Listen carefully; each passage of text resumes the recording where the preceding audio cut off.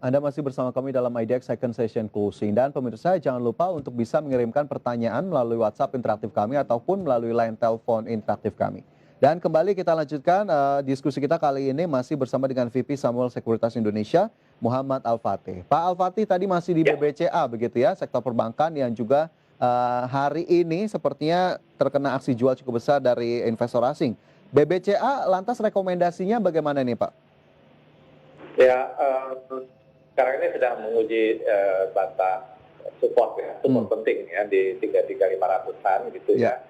Yang kalau dia tembus itu akan mengubah tren naik yang terbentuk sejak September ya, jadi tren turun. Oke. Dan kalau tertembus 33.500, tren turunnya itu mungkin bisa sampai mendekati 30.000 ya, jadi bisa turun 10%. Jadi ini tentunya tidak turun ancang langsung ya, tapi secara perlahan bertahap bisa ke arah sana gitu ya. Ini secara teoritis ya. Jadi kalau mau membeli di sekitar 33.000, 33.500 gitu ya, itu harus dijaga benar batas risikonya dan dengan modal yang kita jaga ya, supaya nanti kalau memang tembus kita tahu yang kita lakukan apakah langsung dijual dulu dan dengan buyback di bawah ya di sekitar 30.000 atau dibiarkan lalu di average di bawah gitu.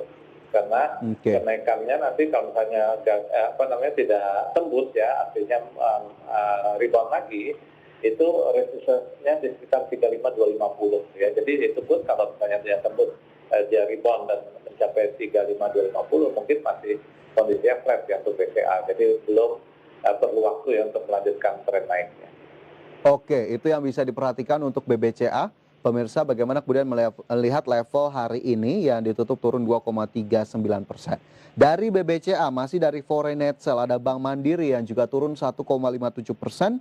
Dan jika kita lihat Bank Mandiri sendiri, Pak Al-Fatih, apa yang kemudian bisa dijadikan catatan untuk pemirsa juga ini? Hari ini ditutup di level 6250. Ya, ini juga di level-level support kritis ya. Ini kan harga-harga terendah yang terjadi di bulan November ya, di sekitar tanggal 27 November, kemudian di akhir-akhir Desember gitu, dan juga di awal Februari ya, di level-level 6225, 6200 gitu ya. Dan jadi ini sedang menuju support itu. Nah, kalau kemudian support ini tembus, itu support berikutnya itu yang agak kuat itu di sekitar 5750 ya, jadi cukup jauh. Jadi ini hati-hati. Bahkan kalau misalnya dia rebound dan ternyata tidak kuat naik di atas 6650, mungkin sebaiknya dikurangi dulu portfolionya gitu ya, karena bisa saja ada satu rebound tapi tadi 6750 itu atau 68, 6800 menjadi batas kemampuan dia mampu nggak melanjutkan kenaikan atau tidak. Oke, jadi memang masih ada potensi untuk naik, tapi level kritis ternyata sudah mulai didekati begitu ya oleh Bank Mandiri yang hari ini ditutup di level 6250. Pemirsa, itu untuk Bank Mandiri. Sementara masih dari sektor perbankan dan juga big caps. Bank Negara Indonesia atau BBNI hari ini juga ditutup turun, Pak Fatih, 2,03%. BBNI seperti apa ini? Ya, kalau saya lihat DBR ini di sekitar 6.600, ini juga 6.000 ya, sebenarnya itu level kritikalnya. Yang kalau ini tembus, dia bisa kembali ke angka rendah sebutnya di sekitar 5.400, 5.200 ya. Jadi ini juga cenderung turun. Dan kalau naik pun yang cukup kuat di 6350 ya, 6380. Jadi di 6400, 6350 itu level yang dia harus melampaui itu baru bisa melanjutkan tren naiknya ya. Jadi sangat spekulatif ya kalau mau melakukan pembelian di sini ya. Jadi sangat harus diperhatikan batas risikonya dan juga belum dianjurkan untuk jangka panjang lah ya. Oke. Belum dianjurkan untuk jangka panjang. Saya konfirmasi kembali BBNI ya, Pak Al-Fatih, Bank Negara Indonesia dengan level tadi 6350, 6380, potensi yang masih bisa ditembus. Baik, BBNI hari ini ditutup di level 6025, pemirsa, turun 2,03%. BBCA, BMRI, BBNI terkena aksi jual. Sementara di sisi lainnya ada BBRI, Bank Rakyat Indonesia, yang justru masuk dalam foreign net buy, bahkan masuk ke posisi teratas dengan net buy 278,1 miliar rupiah, meskipun penguatannya memang tidak terlalu signifikan. Nah ini BBRI kenapa kemudian bisa cukup berbeda dengan tiga big caps lainnya, Pak Al-Fatih, jika kita lihat sampai dengan saat ini? Ya, kalau saya lihat sih BBRI mungkin karena ada aksi korporasi ya, anak perusahaannya yang kemudian menjadi induk ya dari bank-bank syariah lainnya ya, BRI Syariah, sekarang Bank Syariah Indonesia kalau nggak salah ya. Nah ini secara teknikal saya sudah coba 3 kali ya untuk menembus 4780 sampai 70 ya, tapi gagal ya dalam beberapa seminggu 2 minggu ini gitu ya. Masih konsolidasi gitu dengan support di 4.600 ya, jadi ini masih bisa trading di sana. Tapi harus agak hati-hati ya, karena saudara-saudaranya ini kan cenderungnya sedang titik kritis ya, mungkin besok penentuan ini apakah mereka berbalik arah menjadi tren turun ya setelah selama ini naik gitu ya, bisa jadi dia menyeret BRI ya. Tapi kalau BRI turunnya kalau memang tembus 4.600 ini juga nggak jauh-jauh ya, mungkin di sekitar 4.450 gitu ya. Jadi nanti di sekitar 4.450 sampai dengan 4.300 itu level bagus sih untuk melakukan pembelian lanjut untuk BRI ya, kalau sampai terjadi koreksi gitu ya. Oke, jadi momentumnya mesti ditunggu dulu jika ingin melakukan akumulasi atau baru masuk, Pak Al-Fatih? Ya, pada saat itu masih konsolidasi ya, antara 4.600, 4.800. Jadi di dekat-dekat support bolehlah kita cicil ya, sedikit. Tapi kita harus siapkan kalau kemudian tekanan jual itu muncul untuk melakukan pembelian atau buyback atau average di sekitar 4.450 ke bawah.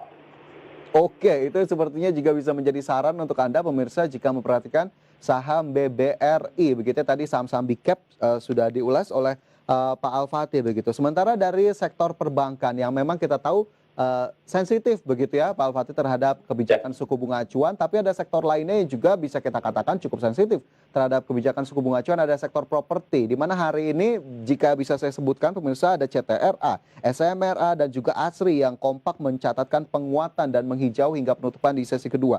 Sektor properti ini sendiri apakah dengan tadi kebijakan suku bunga acuan yang sudah dipangkas menjadi semakin menarik atau justru ada katalis lain yang memang membuat sektor properti bisa menjadi pilihan di tahun ini terutama Pak Al-Fatih? Ya, juga kan ada beberapa stimulus lah yang dikatakan untuk sektor ini gitu. Nah, dengan termasuk dengan suku bunga ini itu sangat menarik ya. Tapi juga kita harus agak hati-hati karena daya beli masyarakat ya, kelihatan dari inflasinya, ekspor-ekspornya itu masih belum terlalu kuat ya. Jadi akan ada manfaatnya, tapi mungkin belum sebesar yang diharapkan ya kalau menurut saya. Oke. Bahkan memang tadi juga kami sudah informasikan Pak Al-Fatih, OJK bersiap untuk melakukan relaksasi termasuk ke sektor properti. Kita harapkan memang ini bisa menjadi stimulus tambahan lagi ya untuk sektor properti. Ya. Karena properti ini gerbong ya. Kalau sektor ini naik itu, kalau nggak salah pernah dari studi itu ada hampir 200 bidang yang terkena dampaknya positif gitu. Jadi ya ini memang penting. Oke, jadi memang multiplier efeknya juga besar sehingga kita harapkan memang dukungan untuk sektor properti masih terus berlanjut. Sementara untuk saham-sahamnya sendiri, Pak Al-Fatih tadi sudah saya sebutkan ada CTRA, SMRA, ASRI yang hari ini mencatatkan penguatan. Kita ke CTRA terlebih dahulu. Hari ini naik 3,23% ke level 1120. Reviewnya untuk CTRA, Pak Al-Fatih? Ya, CTRA masih cukup kuat ya kenaikannya sejak awal Februari. Tapi kalau kita lihat pergerakannya atau pergerakan harga dari 2016, ini di sekitar 1150 itu ada resistance yang kuat ya, karena ini dari 2016 ya. Jadi sebelumnya sudah pernah mencoba ya yang di awal atau akhir Desember ya, itu juga sudah mencoba menembus, tapi kan gagal dan sekarang 2 kali. Nah ini tergantung ya, apakah dia mampu menembus 1150, tadi kan sempat di 11.45 ya, tapi Ya. ada koreksi lagi ya. Nah, itu once yang kita tembus level itu akan menjadi uptrend long term ya. Tapi paling tidak dengan resistance di sekitar 1.200 sampai dengan 13.50 ya. Itu kenaikan yang tadi penentuannya tadi di 11.40, 11.60 ini mampu tembus atau tidak. Kalau enggak ya akan konsolidasi lagi dan koreksi lagi mungkin ke angka 1.000 gitu ya. Jadi mungkin biasanya kan yang pertama itu jarang yang tembus ya resistance kuat seperti ini. Yang kedua ini kan sekarang dicoba ya, nah mudah-mudahan tembus. Tapi kalau enggak mungkin yang ketiga gitu ya. Kalau memang fundamental mendukung sekali gitu ya, seperti itu. Oke, jadi ada beberapa skenario pemirsa tadi dari Pak Al-Fatih untuk CTRA yang hari ini ditutup di level 1120 meskipun jika kita tarik ke belakang sepertinya memang tidak terlalu jauh harga-harga dari CTRA yang meskipun hari ini ditutup positif naik 3,23%. Tadi support dan resistennya juga sudah diberikan. Pak Al-Fatih, saham-saham lainnya kita akan ulas usai jeda. Pemirsa jangan beranjak dari tempat Anda, kami segera kembali sesaat lagi.